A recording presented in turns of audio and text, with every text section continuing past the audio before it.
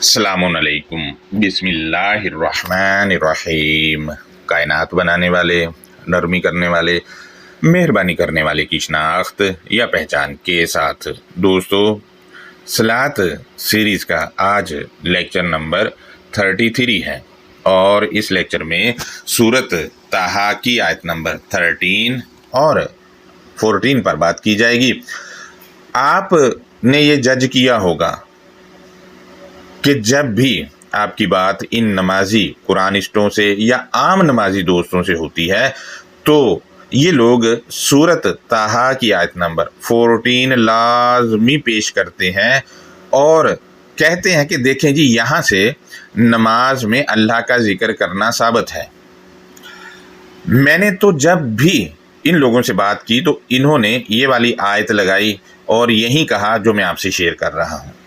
आज के लेक्चर में देखेंगे कि इनकी ये बात ठीक भी है या फिर ये लोग अल किताबिल मुबीन की इस आयत पर झूठ बोल रहे होते हैं। लिहाजा लेक्चर में एंड तक मेरे साथ जुड़े रहें और हकीकत जानते हैं। आज जब ये लोग इस वाली आयत को पेश कर रहे होते हैं तो यकीन जाने इन लोगों को खुद भी पता नहीं होता कि ये कह क्या रहे हैं और आयत क्या कह रही है। लिहाजा चूंकि नमाज साबित करने के जोश में होते हैं, इस वजह से इनको पता ही नहीं चलता, बस कॉपी पेस्ट पे जोर होता है।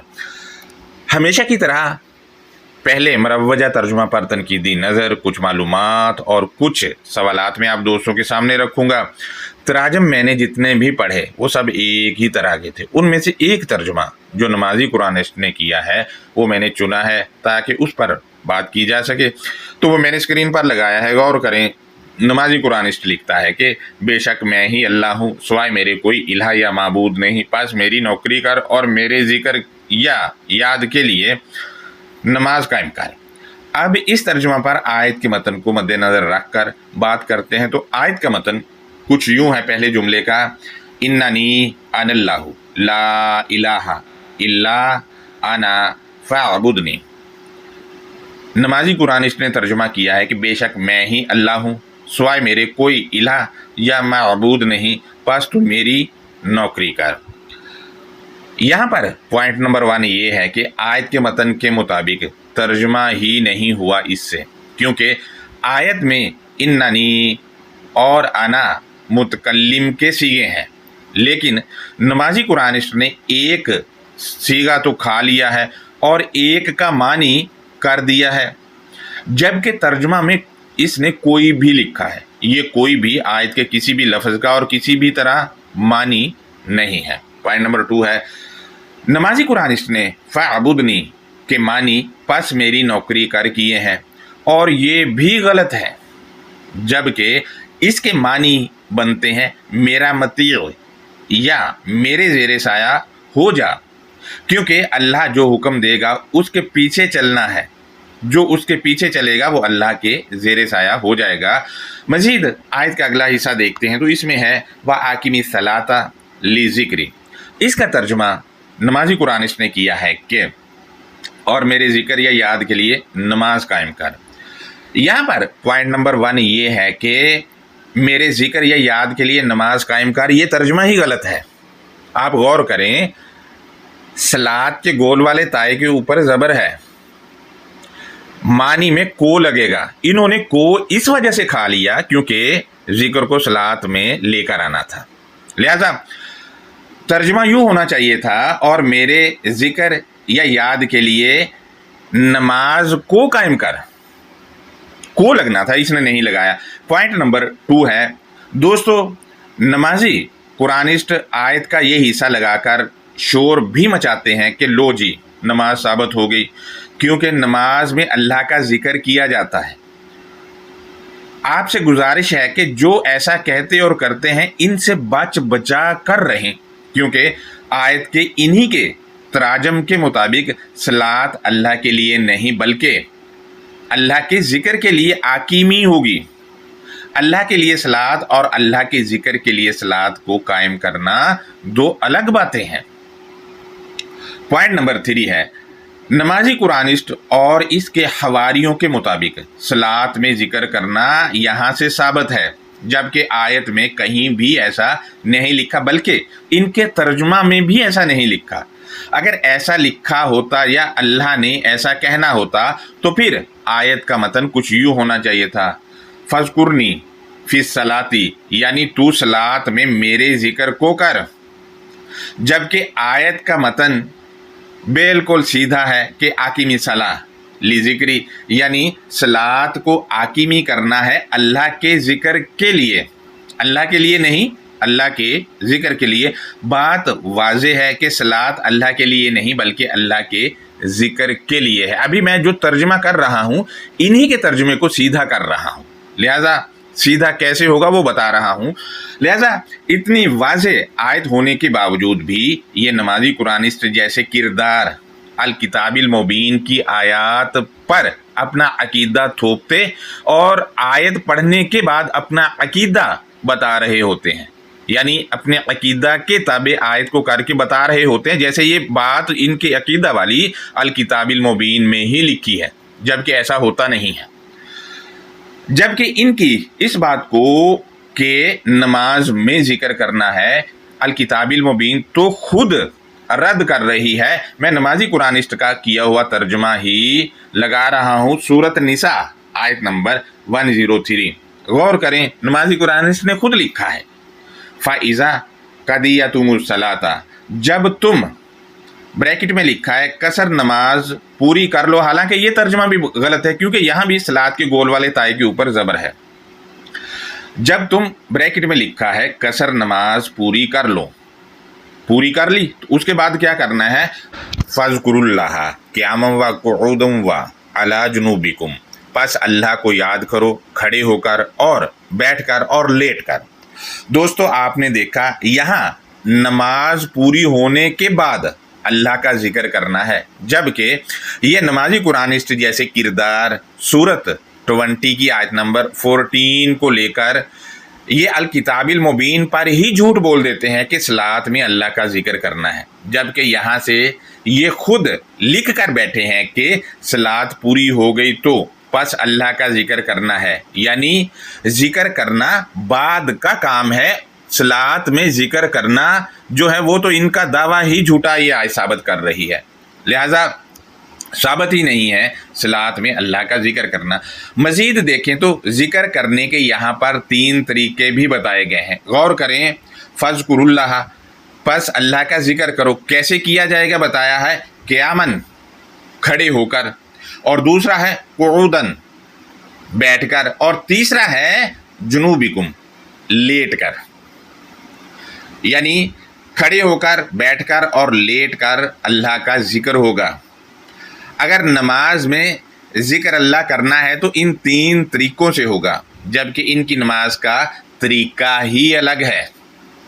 आपने कभी नहीं देखा होगा कि ये अपनी नमाज में खड़े होकर, बैठकर या लेट कर अल्लाह का जिक्र कर रहे हों, क्योंकि जिक्र करने के यहाँ पर 3 तरीके बताए गए हैं, जबकि इनकी नमाज का तो तरीका ही अलग है जिससे ये पढ़ते हैं। और फिर ये शोर मचा देना कि सलात में अल्लाह का जिक्र करना है, तो भाई अगर अल्लाह का जिक्र करना है तो इन 3 तरीक़ों से होगा सलात में अल्लाह का जिक्र, जो कि तुम लोग नहीं करते। जब ये नहीं कर रहे तो फिर काहे का भाई सलात में जिक्र। जबकि यहाँ से ये पता चला कि पहले सलात पूरी होगी और फिर अल्लाह का जिक्र होगा, यानी जिक्र करना सलात का हिस्सा ही नहीं है।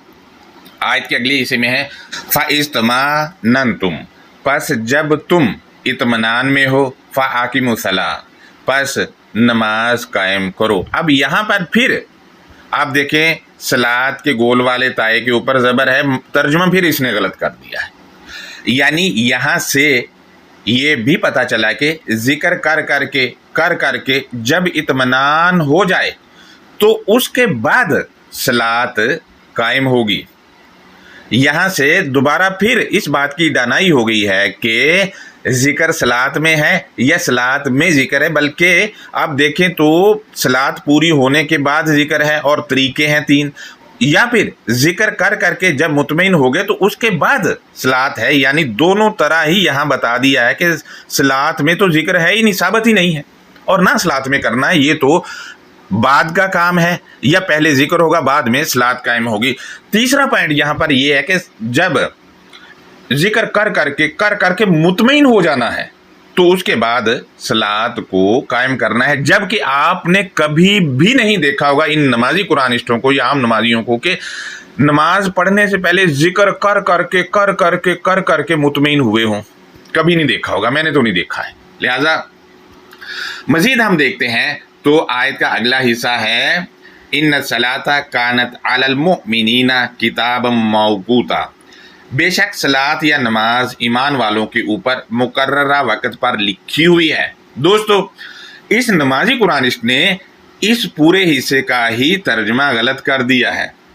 میں صرف کتاب موقوتا کا ترجمہ اس پر بات کر لوں تو اس کا حلیہ بھی اس نے بگاڑ دیا ہے۔ اس نے لکھا ہے مقررہ وقت پر لکھی ہوئی ہے، جبکہ آپ دیکھیں وہاں پر کتابن علی موقوتا نہیں لکھا ہوا، بلکہ وہاں پر تو سیدھا کتاب موقوتا لکھا ہوا ہے۔ یہ ترجمے میں مقررہ وقت پر لکھی ہوئی پر کیسے آ گیا؟ جبکہ جب یہ خود سورۃ البقرہ میں رکوع سجود کا ترجمہ کرتا ہے تو وہاں پر نہیں لگاتا، یہ نہیں کرتا کہ رکوع پر سجدہ کرنے والوں کے لیے، یہ نہیں کرتا، اور جگہوں پہ بھی اس نے ایسا نہیں کیا ہوگا، یہاں پر کیا۔ اس کی وجہ کہ عقیدہ ہے کہ نماز وقت پر پڑھی جاتی ہے، وہ ٹھونس دیا یہاں پر۔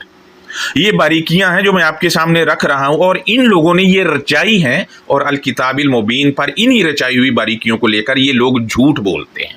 لہذا مزید آپ دیکھیں یہاں پر بھی صلات کے گول والے تائے پر زبر ہے، کو پھر کھا گیا ہے۔ لہذا یہ آپ دیکھیں کہ یہاں پر اوور آل ثابت ہوا کہ صلات میں ذکر ثابت نہیں، یا تو صلات کے بعد ذکر ہے یا پہلے ذکر کر کے مطمئن ہونا ہے اور اس کے بعد صلات کو قائم کرنا ہے۔ لہذا آپ دیکھیں جیسا کہ میں نے کہا یہ مطمئن تو ہوتے نہیں ہیں، صلات سے پہلے آپ نے کبھی نہیں دیکھا کہ یہ ذکر کر کے مطمئن ہوتے ہیں اور اس کے بعد صلات قائم کی ہو، اور پھر آخری فریز کا ترجمہ بھی غلط کر دیا، بلکہ سارا ہی غلط ہے۔ لہذا اب ہم دوبارہ سورۃ طٰہٰ کی آیت نمبر 14 کی طرف لوٹتے ہیں تو آپ دیکھیں آیت کا متن یوں ہے وَأَقِمِ الصَّلَاةَ لِذِكْرِی، اس نے عاقمی کے معنی قائم کر لیے ہیں، جبکہ قائم یصلی فی المحراب، قائم تو الکتاب المبین کی ایک الگ مینشن ہے، اگر عاقمی کے معنی قائم ہے تو پھر قائم کے معنی کیا ہے؟ کوئی مجھے سمجھا دے یہاں پہ۔ چونکہ عقیدہ ہے کہ نماز قائم ہوتی یعنی پڑھی جاتی تو عاقمی کے معنی قائم کر دیے ہیں۔ پوائنٹ نمبر 2 ہے آیت میں ذکری میں ذکر مصدر صریح ہے اور یا ضمیر متکلم ہے یہاں پر۔ آئیے دیکھتے ہیں کہ اللہ کا ذکر کیا ہے، تو غور کریں سورۃ فصلت کی آیت نمبر 41، یعنی 41 کی آیت نمبر 41 میں نے اسکرین پر لگائی ہے۔ اس میں لکھا ہے کہ ان الذین کفروا بالذکر لما جاءہم، بے شک وہ افراد جنہوں نے جب ذکر ان کے پاس آیا تو ذکر کے ساتھ کفر کیا، یعنی ذکر افراد جو کفر کرنے والے ہیں ان کے پاس آیا تو انہوں نے ذکر کے ساتھ کفر کر دیا۔ آیت کے اگلے حصے میں ہے وَإِنَّهُ لَكِتَابٌ عَزِیزٌ، بے شک ذکر یقیناً کتاب عزیز ہے۔ یہاں پر آپ غور کریں تو انہو میں ہو کی ضمیر پیچھے ذکر پر لوٹ رہی ہے، یعنی کہ بے شک ذکر ہی یقیناً کتاب عزیز ہے۔ یہاں ذکر کو کتاب عزیز کہہ دیا گیا ہے، یعنی ذکر اور کتاب عزیز ایک ہی چیز ہے۔ آپ کو میں دوبارہ بتا دوں کہ لذکری سورت 20 کی آیت نمبر 14 اور بالذکری 41 کی آیت نمبر 41 دونوں میں ذکر بطور مصدر صریح آیا ہے، یعنی کتاب کے لیے ہے، مصدر صریح کتاب کے لیے ہے۔ دوستو یہ تو تھا کہ اللہ کا ذکر کیا ہے۔ اب یقین کریں بہت سارے لوگ یہ والی آیت پیش کرتے ہیں تو میں جب ان سے پوچھتا ہوں کہ اللہ کا ذکر کیا ہے، کیسے ہوگا، تو ان کے پاس جواب ہی نہیں ہوتا۔ یہ تو مروجہ تراجم اور عقائد کو لے کر کچھ معلومات اور کچھ سوالات اور تنقیدی نظر تھا جو میں نے آپ کے سامنے رکھا۔ اب سورۃ طٰہٰ کی آیت نمبر 13 اور 14 کو دیکھتے ہیں کہ ہم سب کی کیا رہنمائی کر رہی ہے۔ تو پہلے آیت نمبر 13 اس میں لکھا ہے کہ وَأَنَا اخْتَرْتُكَ، اور اے موسیٰ میں نے آپ کو فیصلہ کرنے کی طاقت دی، یا اس کا دوسرا ترجمہ یہ ہو سکتا ہے کہ اور اے موسیٰ میں نے آپ کو فیصلہ کرنے کا اختیار دیا۔ جب موسیٰ کو فیصلہ کرنے کی طاقت اور اختیار دے دیا تو اس کے بعد کیا کہا، بتایا کہ فَاسْتَمِعْ لِمَا يُوحَىٰ، فیصلہ کرنے کی طاقت ملنے کے بعد تو بہت ہی توجہ سے سن اس کے لیے جو وہ انکشاف کر رہا ہے، یعنی فیصلہ کرنے کی طاقت دے دی اور پھر کہا کہ تو بہت ہی توجہ سے سن اس وحی کو جو وہ کر رہا ہے۔ لہذا جب وحی کی گئی تو ظاہر ہے جب وحی کی گئی تو اس میں احکامات تھے جو نافذ کرنے تھے، وہ سارا کچھ جب مل گیا تو پھر اگلی آیت میں پتہ چلا ہمیں کہ یہ کہا جا رہا ہے کہ اننی انا اللہ لا الہ الا انا فاعبدنی، بے شک میں اللہ میں ہی ہوں، نہیں ہے دیوتا یا اختیار والا مگر میں ہوں۔ اب آپ دیکھیں کہ وحی کو توجہ سے سننا ہے، وحی میں یہ کہا جا رہا ہے جو یہاں بتایا جا رہا ہے، اور احکامات ہیں جو الکتاب المبین میں، یا آپ کو دیکھیں کہ اور بھی بہت ساری چیزیں ملتی ہیں، تو یہ ساری چیزیں جب وحی کو سننے پر مل گئیں تو اس کے بعد کیا حکم دیا جا رہا ہے، وہ بتایا کہ فَاعْبُدْنِی، پس تو میرے زیر سایہ ہو جا۔ تو یہ زیر سایہ ہو گیا وحی کو سننے کے بعد، جب احکامات اور ساری چیزوں کا پتہ چل گیا تو پھر حکم جو دیا وہ یہ ہے کہ وَأَقِمِ الصَّلَاةَ لِذِكْرِی، اور تو میری کتاب عزیز کے لیے فرض منصبی یا ڈیوٹی کو نبھا۔ اب اس کا دوسرا ترجمہ ہوگا وَأَقِمِ الصَّلَاةَ لِذِكْرِی، اور تو میری کتاب عزیز کے لیے فرض منصبی یا ڈیوٹی کو نافذ کر دے۔ اگر آپ دونوں آیات کو دیکھیں تو پہلے کہا جا رہا ہے میں نے تجھے فیصلہ کرنے کا اختیار دیا، تو جو وحی ہے اس کو کان لگا کے سن لے۔ اب دیکھیں جب وحی کو کان لگا کے سنے گا تو اس میں احکامات ہوں گے اور سارا کچھ ہوگا، اور وحی کتاب عزیز میں ہے۔ جب ان ساری چیزوں کا پتہ چل جائے گا تو اگلا سٹیپ میں یہ کہہ دیا ہے کہ تو میرا مطیع ہو جا یا میرے زیر سایہ ہو جا، یعنی فَاعْبُدْنِی ہونا ہے۔ اور جب زیر سایہ ہو گیا تو جو وحی کو سنا ہے، وحی کو سنا ہے، وحی کتاب میں ہے نا، اس کو جو سنا ہے اس کے نفاذ کا اگلے سٹیپ میں کہا گیا ہے، اور کہا گیا ہے وَأَقِمِ الصَّلَاةَ لِذِكْرِی، اور تو میری کتاب عزیز کے لیے فرض منصبی یا ڈیوٹی کو نبھا، یعنی وحی میں جو سنا ہے اب اس کو نافذ کرنا ہے، اس کو نبھانا ہے۔ تو وہ پڑھنے سے تو نافذ نہیں ہونے والا بھائی، جو وحی میں آپ سنتے ہیں۔ مثال کے طور پر الکتاب المبین آپ سنتے ہیں جب، تو اس میں کہا گیا ہے وَقُولُوا لِلنَّاسِ حُسْنًا، لوگوں سے اچھی اچھی باتیں کہو۔ اب یہ تو وحی کو آپ نے سن لیا، جب اس کو سن لیا تو اگلا سٹیپ اس کو نافذ کرنے کا ہے، وہ ہے آقِمِ الصَّلَاةَ، جو صلاۃ یہ ہو گیا وحی کو سننا الگ اور صلاۃ کو نافذ کرنا الگ۔ اسی طرح وَأَقِمِ الصَّلَاةَ لِذِكْرِی، اور تو میری کتاب عزیز کے لیے فرض منصبی یا ڈیوٹی کو نبھا یا نافذ کر۔ جب کتاب عزیز کو سن لیا، سمجھ لیا، تو پھر کتاب عزیز کے لیے اپنا جو کام ہے وہ آپ نے کرنا ہے، اور وہ ہے آقِمِ الصَّلَاةَ۔ یہاں اللہ کے لیے ذکر کرنا ہے، ثابت ہی نہیں ہے، اللہ کے ذکر کے لیے ہے، اور ذکر کتاب عزیز ہے۔ کتاب عزیز کو نافذ کرنا خود پر، اور جب اختیار یا فیصلے کی قوت اللہ دے دے تو اس کو پھر معاشرے پر بھی نافذ کرنا ہے۔ یہ ہے آقِمُ الصلاۃ، نہ کہ نماز میں ذکر کرنا ہے۔ لہٰذا ویسے بھی میں دکھا چکا ہوں کہ سورۃ 4 کی آیت نمبر 103 کے تحت صلاۃ اور ذکر دو الگ الگ چیزیں ہیں۔ صلاۃ میں ذکر ثابت ہی نہیں ہے، اور ذکر کرنے کا طریقہ بھی ہے، اور اس طریقے سے یہ لوگ نماز پڑھتے بھی نہیں ہیں۔ لہٰذا یہ آج کا لیکچر تھا۔ اس پر اگر آپ کا کوئی سوال ہے تو آپ برائے مہربانی کامنٹ میں آ کر ضرور کر سکتے ہیں، اور آپ سے ریکویسٹ ہے کہ زیادہ سے زیادہ لائک کیا کرے تاکہ ہماری جو ویڈیو ہے وہ گرو کرے اور زیادہ سے زیادہ لوگوں تک پہنچے۔ کم سے کم اتنا تو آپ کر دیا کریں، بڑی مہربانی آپ دوستوں کی۔ اللہ حافظ، اپنا بہت خیال رکھیں۔